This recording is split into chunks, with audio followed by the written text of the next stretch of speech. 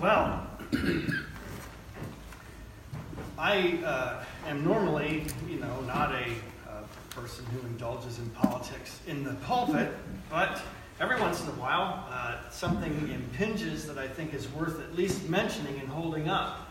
And I don't know how many of you saw, did anybody see Senator Jeff Flakes' speech on the floor of the Senate where he said that he wasn't going to be running again? Anybody see that?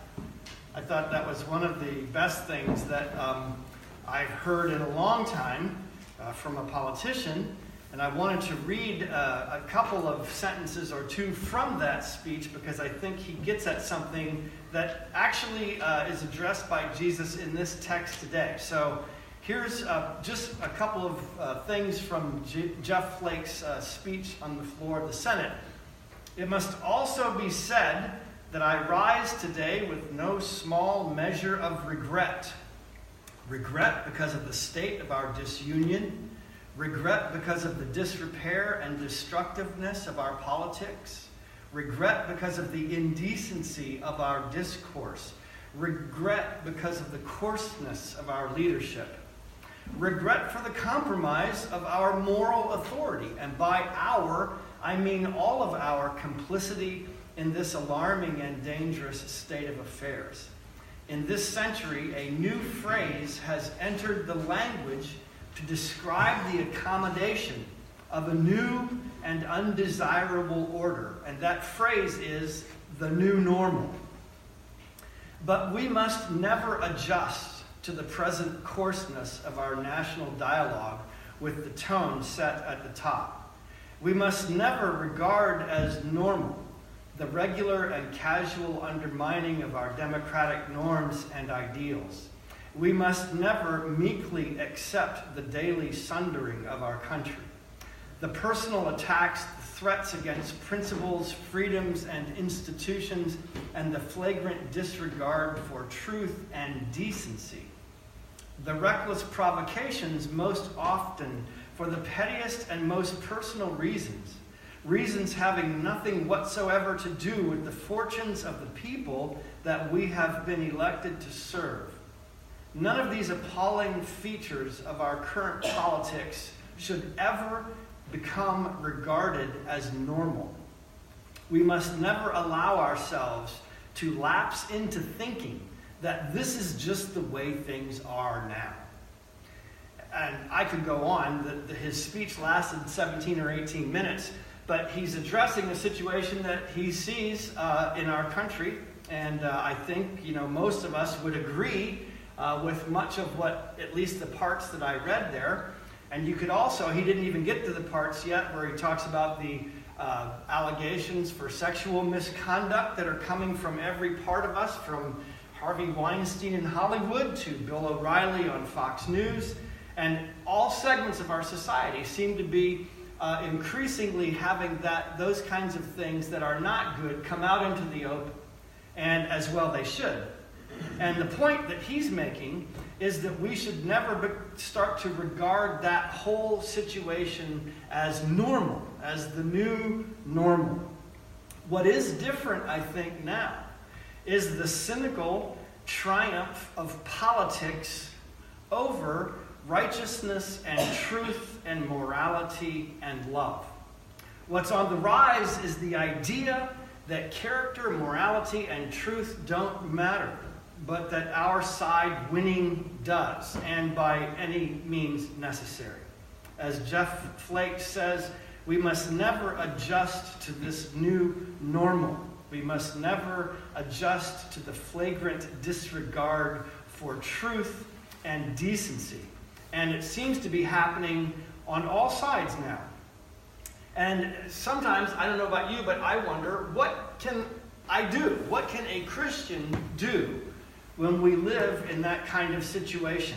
And I think that one thing that we can do is stop thinking politically as if that were completely possible, and start thinking Christianly.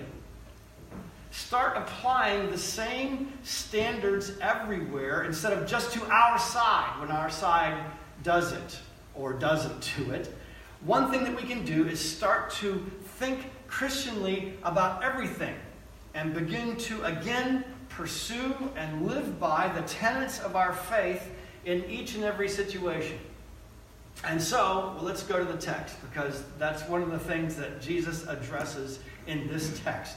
In the first place, a little bit of background. We've been going through this section of Matthew for a couple of weeks now, and Jesus has come into Jerusalem. He's had the triumphal entry, in other words, Palm Sunday, and he's gone to the temple and thrown people out, and he's teaching in the temple, and things are coming to a head because he's teaching with more and more about the corruption of the temple and its precincts and the priests and the religious leaders who are running it. And he's pronouncing judgments against them. And it gets to the point where at the end of this chapter, the only thing left for him to do is to pronounce the woes against the religious leaders. And so that's what the very next chapter is about. Woe to you, scribes, Pharisees, hypocrites. And the whole chapter of nothing but woes, because they're not listening. And they haven't been listening for a long time to the essential things of the law. The essential things that God had given to his people. And so, in the midst of that situation, the Pharisees come to trap him. And they're trying to trap him like all of the other people that have been coming and trying to trap him. And they ask him with a question, which is the greatest commandment in the law? Now, the Pharisees in particular who come to him have identified 613 different laws in the Torah, the first 5 books of the Old Testament. And they set themselves to live according to those 613 laws. And so when they say which law is the greatest, they're trying to draw him in to a debate that they had amongst themselves all the time, which is the greatest of these laws. And then they would argue back and forth. That's one of the things that they were really good at. And if Jesus picks one of those laws and elevates it above all the other ones and says this one is the greatest, then they have got Jesus on their territory, so to speak.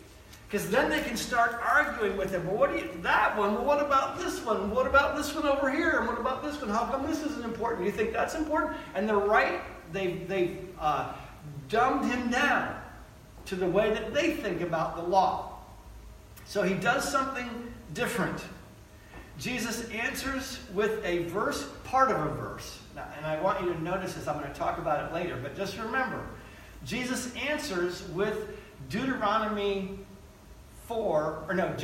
6, verse 5. Right? Sherry read 2 of those verses from Deuteronomy, and he quotes one at them as the greatest commandment. By the way, when he does that, he's quoting a verse that every Jew learned when they were in Sunday school, or I guess they would call it synagogue school. They didn't have synagogue school. I shouldn't even say that. He quoted a verse that every single Jewish person learned from the time they were 2 years old, from the time they could talk. They learned, "Hear, O Israel, the Lord our God, the Lord is one, and you shall love the Lord your God with all your heart and soul and strength." That's what they learned. And every Jewish person, as part of a daily devotion, said those 2 verses twice a day. And so he's not telling them something that they're going, oh, how could I have forgotten that? He's telling them something that's so obvious it's like being hidden in plain sight. And he quotes the second verse, which said he says in answer to the question, which is the greatest commandment? He says, "You shall love the Lord your God with all your heart and soul and mind." Now please keep in mind that he didn't say the first verse that went together. Everybody said those 2 verses together twice a day. He didn't say the first part. There's a reason for that, but I'm not going to talk about it just yet. Okay, so Jesus quotes to them as the greatest commandment, love the Lord your God with all your heart and soul and mind. Notice that commandment is a total, all-encompassing claim on someone's life. It doesn't leave anything out. You shall love the Lord your God with your whole heart, with your whole soul, with your whole mind. It doesn't leave room other things in there. That's one of the reasons why Jesus, some of those sayings that we interpret as the hard sayings of Jesus, that's one of the reasons why they're hard for us. Because remember where he says, anybody who doesn't leave houses and homes and sisters and mothers and brothers and family and wife and children for my sake is not worthy to be my disciple. Anyone who loves husband or wife or mother or father more than me is not worthy of me. That's where he's getting that. Because the commandment to love the Lord our God with everything that we have is an all-encompassing commandment. It doesn't leave room for anything else. There's no room for other loyalties, other loves, other commitments that don't fit in with it. Now, that's an important caveat at the end, that don't fit in with it. Augustine, St. Augustine, said this. He's talking to God in prayer in the Confessions. And Augustine says, "He loves you too little, O Lord, who loves anything together with you which he does not love for your sake." In other words, we all know that when Jesus said, anybody who loves husband or wife or mother or father more than me is not worthy of me, he's not telling us to hate our husbands and wives and mothers and fathers. He's saying to keep it rightly ordered. God commands us to honor our parents. And so our keeping of the command to honor our parents and honor our husbands and wives and our children and all of that falls under the umbrella first of loving the Lord your God. We love all of those other things, but we love it for his sake. And we're ready to leave it for his sake if need be. And there's times, thank God they are few, but there are times when our love for God means that we have to turn our back on other loves. Not often. Some of us can manage to get through a whole life and never have to do that. But there are times when you might have to turn your back on your husband or your wife or your country because there's something so egregious going on that your love for God will not allow you to pursue both at the same time. And so that's what the first and greatest commandment teaches us. You can love other things, but only by keeping them and loving them for God's sake and loving them in God's way and for God's glory. You see what I'm saying by that? It's not that we can't love other things, it's that they all fall under the umbrella of loving God with our whole heart and soul and mind and strength. No Pharisee or Jew of any kind would disagree with that. Notice that this also includes, and this is something that Jesus uniquely adds, he also adds, love your neighbor as you love yourself, which he says is like the first commandment. So evidently those two things, and Paul picks this up later on in the New Testament in a couple of places, love for God and love for neighbor constitutes the whole of what God requires of us. The whole of God's claim on our lives that he has from us is the claim of love. Now, most of us, I think I have this tendency, will say, love? Phew, that's easy. I don't have to learn a second language, thank goodness. I don't have to learn to fly a jet airplane. I just love.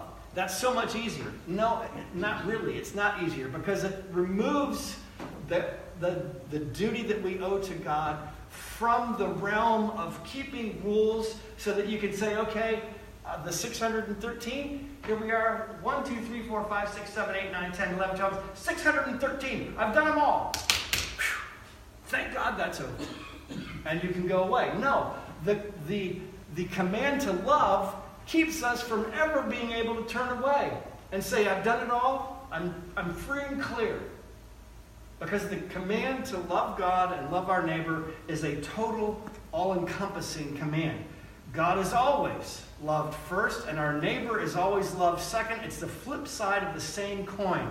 Now, whenever anybody falls short of that, whenever any person fails to love God with their whole heart and their whole soul and their whole strength and their whole mind, and our neighbor as ourselves, whenever we fall short of that, we have fallen into a place where we have fallen into what the Bible calls sin, and we have fallen into a place where we merit God's judgment.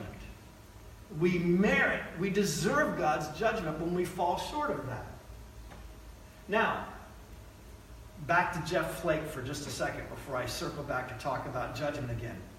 So, according to Jeff Flake, and I agree with him, no one, no president, no senator, no judge, no mayor, no pastor, no parent, husband or wife, mom or dad, no one is exempt from that command to love God with our whole heart, soul, mind, and strength, and our neighbor as ourselves. Nobody. And when we fall short, we deserve judgment. And so when we look out at the world and see all of these different things, we ought not to be selective about who we chastise for their falling short. Whenever we see it, we ought to be able to name it and say, no, that's not right. And it doesn't do any good to say, well, so-and-so does it too, or so-and-so would be worse at it than so-and-so. No. We name it, we see it, and we do it just like God would do it. I think that's beginning to think Christianly and not politically. That's just making a step in the right direction of recovering what's wrong with our whole society now. Is that we haven't thought that way, we've thought politically. We've thought about how can I gain an advantage? How can we, get one up on the other person? We need to stop that and start thinking Christianly. And the place to start thinking Christianly is this: love the Lord your God with all your heart, soul, mind, and strength, and your neighbor as yourself. That's your first commitment. That's the first and greatest commandment, and the second is like it. So that's where we can start. And we can start thinking that not only with looking at the world around us, but we can also start thinking that about, for example, next Sunday is Stewardship Sunday. We can start thinking that same way about everything in our lives, from our relationships with our family and friends, to our relationships with the wider world, to our relationships on social media, if you can call it that, to our relationship with our own finances and our own time and our own energy. All of those fall under the rubric of loving the Lord your God with all your heart, soul, mind, and strength. And so when we talk about giving, it's easy, like it says in the Old Testament, to know that God's command is to give 10%. And the New Testament, it's not God saying, okay, you can take it easy now. That 10% thing I realized was a little harsh. You just give less. No, the 10% doesn't apply now because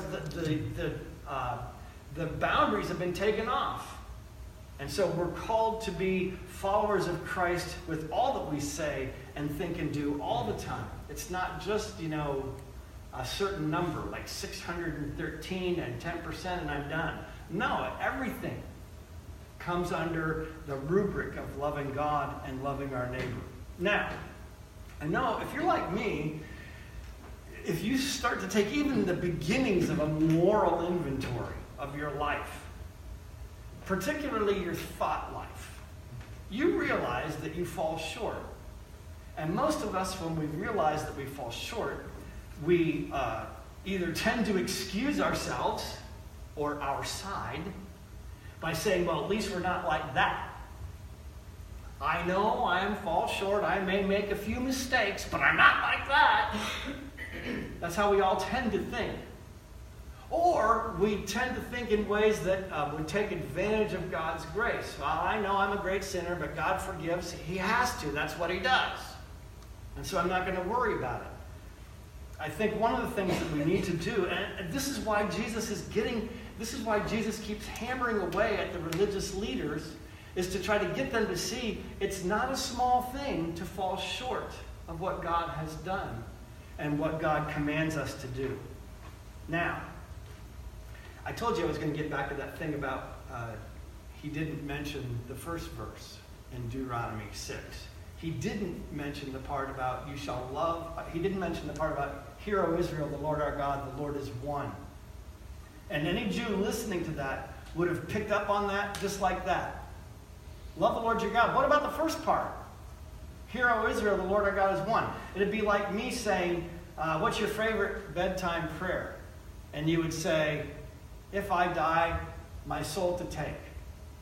And you would say, well, every one of us knows that that all begins, now I lay me down to sleep, I pray the Lord, my soul to keep, and so on. And so if we don't say it, it's obvious by its absence. So why? Why does Jesus cut off that first part of the verse? And I think it has to do with the judgment that we all fall under. Can you tell I'm trying to bring this together? I'm trying to bring all these disparate things together. We fall short. We have the need of a Savior.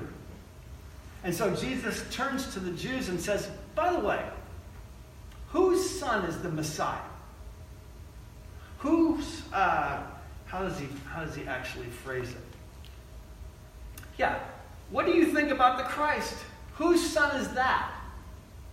And they say, the son of David, of course. That's what every Jew would say. The Messiah is the son of David. And he says, well, then how is it that David, speaking by the Holy Spirit in the Scriptures, calls him Lord?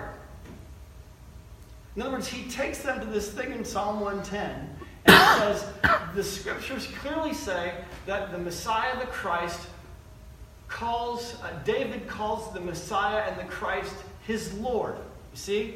David's looking underneath and he's saying, my Lord, talking about the Messiah. The Lord said to my Lord, sit at your right hand. And so, what David is what he's saying is, how can he be a son of David if he's calling him Lord? And they're doing just what you're doing. What? They're thinking, I never thought about that before. Why wouldn't he say that? What does that even mean? And they had no answer for him.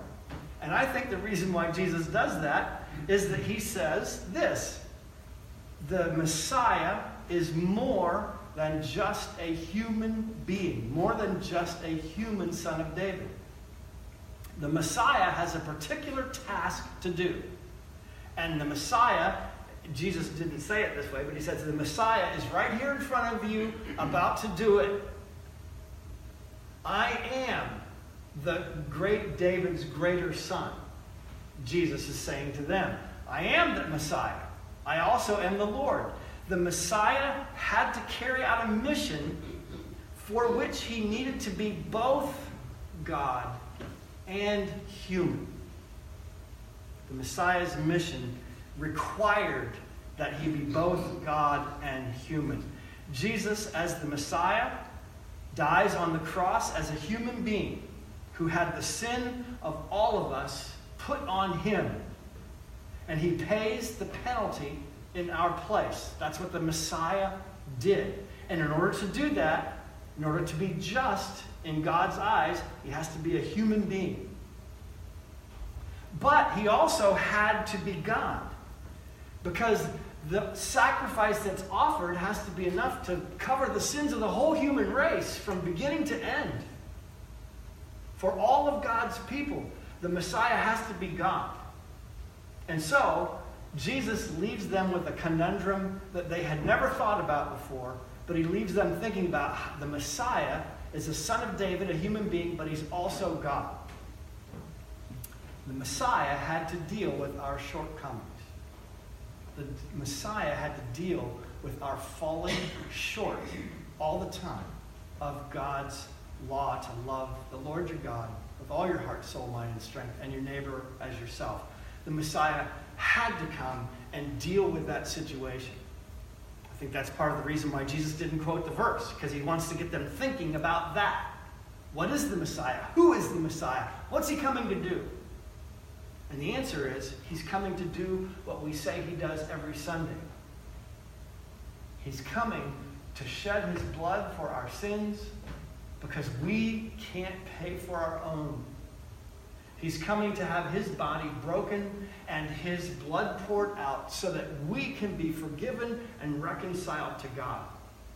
So that, number one, the times that we do fall short, which is all the time, if you pay attention to what goes through your mind, You know you fall short of loving the Lord your God with your whole heart and your whole soul and your whole mind. We fall woefully short. Jesus came to cover them in our place.